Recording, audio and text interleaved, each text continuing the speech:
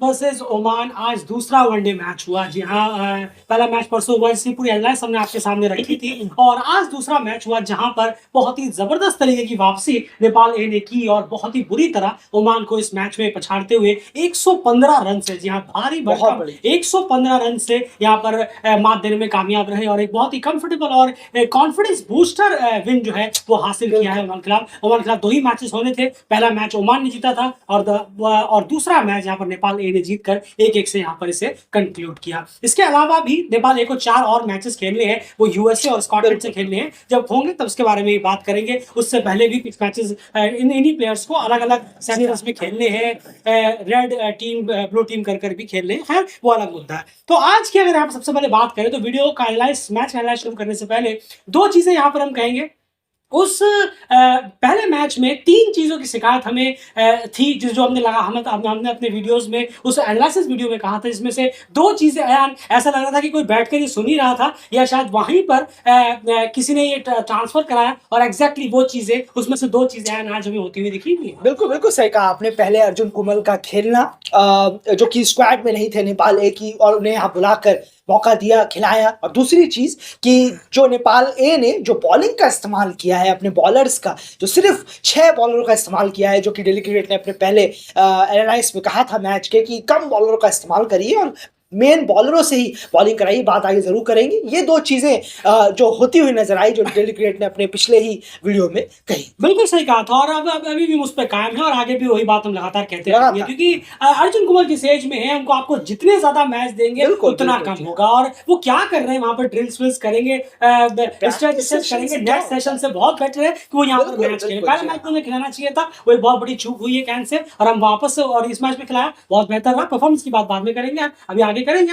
उसके बाद और 4 मैचेस होने, उसमें भी उन्हें कोशिश करिएगा कि वो मैचेस भी मिस आउट ना करे। जाहिर सी बात है, वो क्रिकेट वर्ल्ड कप लीग 2 के उस फेज में, लेकिन दोनों की डेट्स अलग अलग है और दोनों डेट्स बिल्कुल मैच नहीं कर रही है, वो डेट्स अलग है। तो उम्मीद करेंगे कि उन 4 मैचों में भी चारों के चारों में इन्हें मौका मिलेगा। ज्यादा मैचेस दीजिए, खूब मैचेस दीजिए इस प्लेयर को। अगर आप इनको देखना चाहते हैं कि स्ट्रांग होकर, टफ होकर, अच्छा एक इंग्रेडिएंट बनकर निकले ओडी फॉरवर्ड पे, तो ज्यादा मैचेस दीजिए। एंड बात करते हैं नेपाल के बल्लेबाजी की। नेपाल ए ने आज पहले बल्लेबाजी की और 284 रन का जो है स्कोर है वो बोर्ड पर लगाया। काफी अच्छा खासा स्कोर यहाँ पर लगाने में टीम कामयाब रही एंड कॉन्ट्रीब्यूशन किन किन की तरफ से यहाँ पर आए। और हमने आपसे कहा कि 3 चीजें में से 2 चीजें हो गई थी। एक चीज जो उस वीडियो में हमने पहले मैच में कहा था, वो चीज थोड़ी बहुत यहाँ पर भी आज हमें देखने को जरूर मिलेगी। एंड पहले कॉन्ट्रीब्यूशन नहीं, जरूर देखिए, ओपनर्स की तरफ से इतना कॉन्ट्रीब्यूशन मिला नहीं। अर्जुन कुमार आज जरूर खेले, लेकिन एक अच्छी बॉल में वो फंसे जरूर और अपना विकेट उन्होंने गंवाया है। कुछ शॉट अच्छे लगाए, 2 चौके उन्होंने लगाए थे, एक कवर की तरफ था, हल्का ड्राइव करके बहुत खूबसूरत शॉट था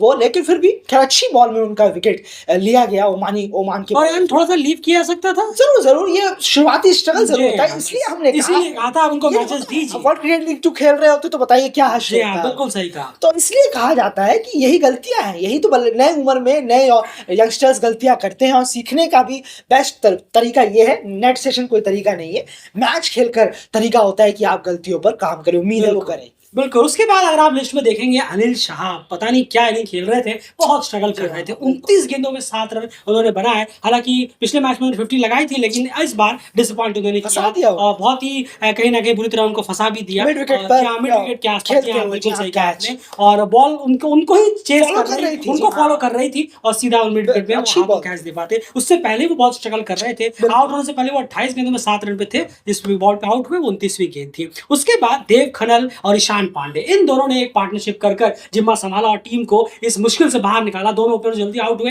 उसके बाद मुश्किल से जो है बाहर निकाला। देव खन्ना ने 64 किए 95 गेंदों में यहाँ पर, और ईशान पांडे ने 69 रन किए 78 गेंदों में। ईशान पांडे की लगातार दूसरी 50 है, पहले मैच में 50 की थी और इस मैच में 50 उनकी रही है। अब यहीं पर वो चीज हम जो हमने पहले मैच में कही थी, जो तीसरी हम गलती की बात कर रहे थे, वो हम यहाँ पर वापस से कहेंगे। दोनों के पास अब बहुत अच्छा मौका था इजी 100 करने। बिल्कुल सर, जी हाँ, ये होता है कि जब आप इस तरह के मौके आपको मिलते हैं तो आप उन्हें भरपूर भुनाइए। मैच जीतना वो एक सेकंड सेक्शन में आता है। आपने टीम को बाहर निकाला, लेकिन आप बस आपको जाते वक्त ये माइंड में रहना चाहिए, क्या बॉलर ने मेरा विकेट लिया है या मैं देकर आया हूं। बिल्कुल। और आज के केस में भी अगर आप ईशान पांडे का शॉट देखेंगे और देव खन्ना का भी आप शॉट देखेंगे तो डेफिनेटली वो दोनों अपना विकेट जो है वो देकर आए हैं। उस आराम से वो इस 60s को 100 में तब्दील किया जा सकता था, जो कहीं ना कहीं वो चूक गए। इनिंग उनकी बहुत अच्छी रही, बहुत बेहतर रही, टीम को उन्होंने मुश्किल से निकाला, ये सब चीजें अपनी जगह है। लेकिन आप नेपाल की ए साइड से खेल रहे हैं, आप ओडीआई वर्ल्ड कप का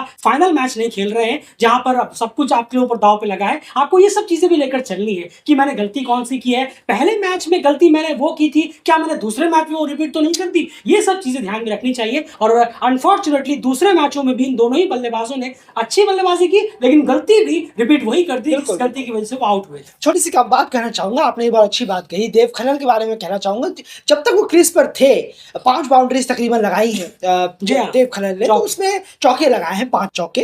तो उसमें जो चौके हैं वो बॉल का वेट करते हुए खेल रहे थे। आप अगर देखेंगे बैकवर्ड स्क्वायर लेग पर मारा, बैकवर्ड पॉइंट और गली की तरफ उन्होंने एक चौका मारा था, कवर की तरफ से उन्होंने उठाकर मारा था, वो गैप में शॉट था।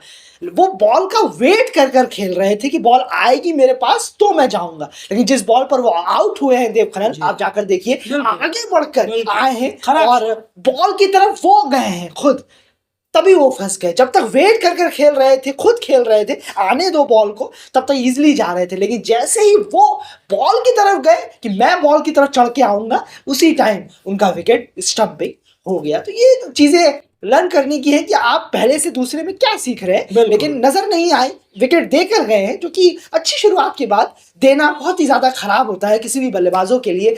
ऐसे स्टार्ट मिल जाए तो उसको बड़ा बनाने की कोशिश करनी। बिल्कुल सही कहा आपने। देखिए सबसे बड़ी बात यह है कि आप सब अभी क्या है, अभी आप ड्रॉप आउट नहीं, अभी आप टीम से बाहर हैं। बिल्कुल, अभी आपको टीम में जगह बनानी है, रन्स की जरूरत है, बहुत ज्यादा रन्स की जरूरत है, और साथ साथ में बड़ी बड़ी इनिंग्स की जरूरत है, और सीखने की भी जरूरत है यहाँ पर। अब ये बड़ी बात होती है, लोग 50s मारेंगे, लोग एक 50s मारी, लोग खुश हो गए, आपको सेटिस्फेक्शन हो गया, आप अपने घर चले गए, आपको लगा सब कुछ ठीक हो गया। लेकिन आपको ये भी देखना पड़ेगा, अगर आपको एक अच्छा बल्लेबाज बनना है, एक कंसिस्टेंट बल्लेबाज बनना है, जिसकी नेपाल को भारी जरूरत है। जब लॉन्गर का ओडीआई की बात आती है, कोई भी नेपाल के पास कंसिस्टेंट बल्लेबाज इस वक्त है ही नहीं। ओडीआई में जितनी भी लंबी लिस्ट आप निकाल लीजिए, ओडीआई में नहीं है। तो खैर क्या आपको ये सोचना चाहिए कि मैंने जो पहले मैच में जिस तरह से मैं आउट हुआ हूं, जिन गलतियों की वजह से आउट हुआ, क्या मैंने वो गलतियां सेकंड मैच में भी रिपीट की है, बजाय मैंने 50 की हो, क्या मैंने वो गलती रिपीट की? अगर आपने गलती रिपीट की तो आप 50% काम कर आए हैं, 50% अभी भी आपने वहां पर अधूरा छोड़ दिया। हमारा कहने का मतलब ये है। तो ये एक डिसअपॉइंटिंग फैक्टर था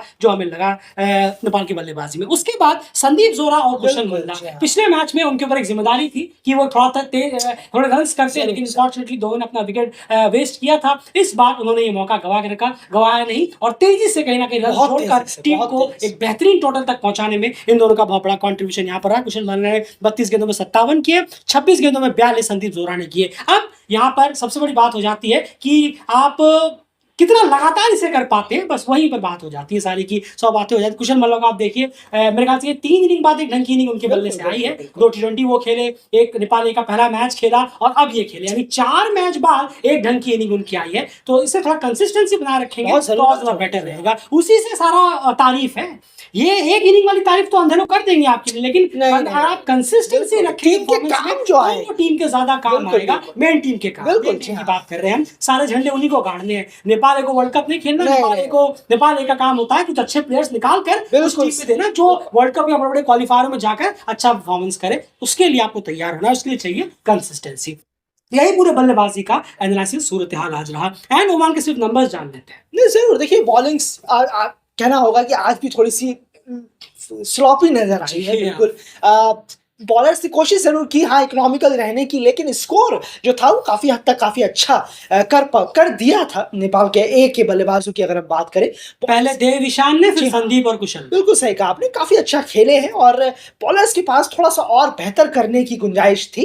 अगर हम ओमान के बॉलर्स को देखें, थोड़ा सा और ज्यादा बेहतरीन होना होगा आने वाले वर्ल्ड क्रिकेट लीग 2 की अगर हम बात करें। इस तरीके से काम चलेगा। बिल्कुल सही कहा आपने, इससे बहुत बेटर परफॉर्मेंस यहाँ पर देनी पड़ेगी, क्योंकि वर्ल्ड कप लीग 2 के इंपॉर्टेंट मैच मैच आ रहे हैं। चलिए उसके बाद बात कैसे ने कहा ओमान का एनालिसिस जो है वो जब मेन मैचेस होंगे तब ज्यादा वहां पर होगा। वहां अगर ओमान 2 पॉइंट जीत लेता है तो सारी चीजें बेकार बेमानी हो जाएगी, और हारता है तो ये सारी चीजें बहुत ज्यादा इंपॉर्टेंट हो जाएंगी, जो उस एनालिसिस में बात करेंगे। उसके बाद यहाँ पर आज जतिंदर सिंह ने खुद को नीचे किया और दूसरे बल्लेबाजों को मौका दिया कि अब आप भी आकर थोड़ा सा ट्राई करिए, टेस्ट करिए, वरना वो ओपनिंग करते हैं। आज वो नंबर 4 पर यहाँ पर आए हैं। तो ओमान के बल्लेबाजों का सूरत हाल रहा, खैर ओपनिंग चेंज करके भी कोई खास फायदा हुआ नहीं।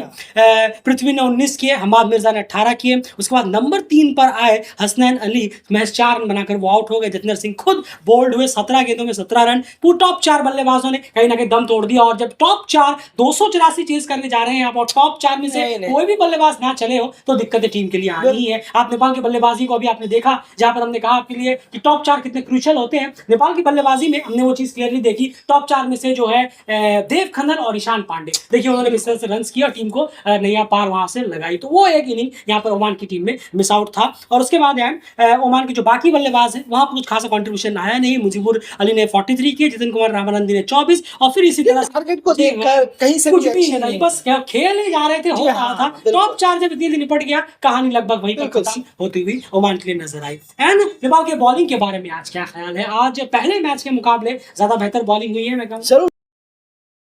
बिल्कुल, अगर हम बॉलिंग की बात करें तो बॉलिंग के लिहाज से आज बहुत बेहतर बॉलिंग कराई है। लिमिटेड बॉलर्स रखे हैं, जो कि हमने पहले अपने वीडियो में कहा भी था कि अनिल शाह को कोशिश करनी चाहिए थी कि 6 बॉलरों के साथ जाएं, और वही बहुत ही उम्दा काम किया उन्होंने इस बार अपनी कप्तानी में कि 6 बॉलर्स का इस्तेमाल किया। शेर मल्ला, युवराज खत्री जैसे बॉलर्स ने काफ़ी अच्छी बॉलिंग कराई। हेमंत धाबी ने भी 2 विकेट निकाले। आकाश त्रिपाठी थोड़े से गड़बड़ नजर आए थोड़े अपनी बॉलिंग में, लेकिन फिर भी कोशिश की उन्होंने कि कुछ डिलीवरी ज़रूर अच्छी डालें। और लेकिन जो साथी स्पिनर्स का जो परफॉर्मेंस रहा है आज, और हेमंत धामी का भी खासा अच्छा इम्प्रेसिव परफॉर्मेंस रहा है। कलेक्टिव बॉलिंग परफॉर्मेंस जो आज नेपाल ए के बॉलर्स ने दिखाई है वो वाकई में शानदार है। उम्मीद करेंगे कि ये ऐसे ही बॉलर्स परफॉर्म करें और अच्छा करते रहें अपने लिए भी और टीम के लिए। बिल्कुल, देखिए नेपाल के लिए सीधी सीधी बात है, आप जितना बेहतर परफॉर्मेंस करते रहें, कंसिस्टेंट परफॉर्मेंस करते रहें, उतना आपके लिए मेन टीम के दरवाजे खुलेंगे और आप बेहतर करते जाएंगे। जितना बेहतर आप करेंगे, अपनी गलतियों को वापस रिपीट जितना नहीं करेंगे, उतना ज्यादा बेटर यहाँ पर